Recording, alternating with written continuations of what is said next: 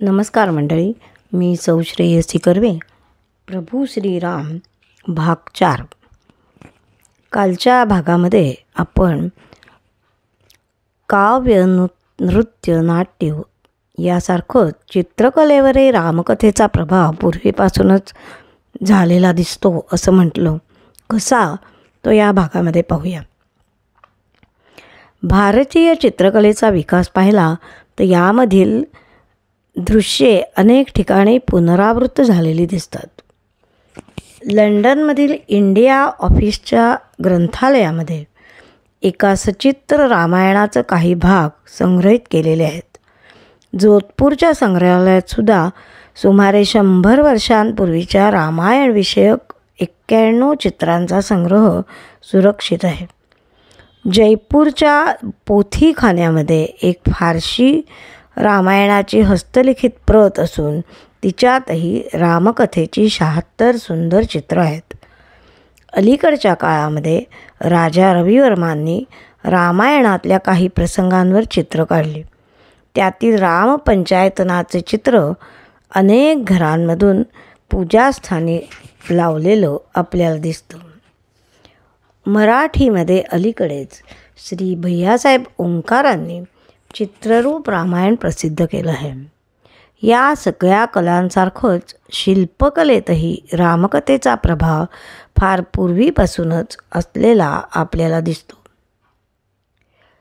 प्राचीन भारतीय स्थापत्याचे जे नमुने उपलब्ध आहेत त्यावर रामायणात वर्णिलेल्या नगरांची, प्रासादांची अशी छाप पडलेली दिसते. अयोध्येतला रामाचा राजवाडा अनेक चौकांचा होता. त्याचं तपशीलवार वर्णन वाल्मिकींनी केलेलं दिसतं. त्याची छाप अमरावती, सांची आणि भरोहूत येथील प्रासादांमधील स्थापत्यावर पडलेली दिसते. मंदिर निर्मितीमध्ये आणि पाषाण शिल्पांमध्ये कथेचा प्रभाव भारतामध्ये खूप प्रमाणात दिसतो. वेरूळची कैलास गुंफा, हळेबीडचं राम मंदिर, देवगड येथील दशावतार मंदिर इत्यादी अनेक ठिकाणी रामकथा विपुल प्रमाणात कोरलेली दिसते. भारतातील कितीतरी राजांच्या नाण्यांवर सुद्धा रामकथेतील काही दृश्य उठवलेली दिसतात. श्रीरामाच्या मूर्ती भारतात अनेक ठिकाणी आढळतात. आकार मानवाचा पण तेज दैवी असं त्याचं स्वरूप. राजलक्षणयुक्त शरीर, मनाला मोहून टाकणारं असं त्याचं सौंदर्य, विशाल नेत्र आणि अलंकारमंडित अशा या राममूर्ती आहेत. शिल्पसंग्रह या ग्रंथामध्ये राममूर्ती कशी असावी त्याचं वर्णन यामध्ये केलेलं आहे. ते असं की राम जर एकटाच असेल तेव्हा तो चतुर्भुज, धनुष्य, बाण, शंख, चक्र असं धारण करणारा आणि उभा असावा. तो जेव्हा उभा असतो तेव्हा धनुष्य बाण धारण करतो आणि धनुष्याला कोदंड असं म्हणतात. म्हणून धनुर्धारी राममूर्तीला कोदंडराम असं म्हणतात. मध्यकालामध्ये रामभक्ती ही कृष्णभक्तीप्रमाणेच व्यापक बनली. दक्षिणेत त्या काळाच्या पूर्वीही रामोपासना प्रचलित असल्याची अनेक प्रमाणे मिळतात. श्री कृष्णस्वामी अय्यंगार यांनी आपल्या हिस्ट्री ऑफ तिरुपती या ग्रंथामध्ये अशी अनेक प्रमाणे दिलेली आहेत. इसवी सन 5वे ते 9वे शतक हा तामिळ प्रदेशात आळवारांचा काळ होता.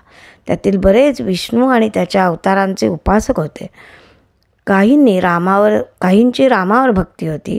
त्याच्या मागे इसवी सन 3ऱ्या शतकात भासाने आपली नाटकं लिहिली. त्यात राम आणि सीता हे केवळ अवतारच नाहीत तर ती उपास्यही आहेत असा संकेत मिळतो. इसवी सन 4थ्या शतकामध्ये म्हणजेच गुप्त काळात सुद्धा रामोपासनेचे अस्तित्व स्पष्टपणे दिसते. सम्राट चंद्रगुप्ताची कन्या रामोपासक होती असा इतिहासामध्ये उल्लेख आहे. इसवी सन 11व्या शतकानंतर मात्र रामभक्तीचा प्रसार खूपच वाढला. 15व्या शतकात अध्यात्म रामायणाची निर्मिती झाली. या ग्रंथाला रामसाहित्यामध्ये फार वरचे स्थान आहे. त्याने रामाला विष्णूचा पूर्णावतार किंवा परब्रह्मच म्हटलं आहे.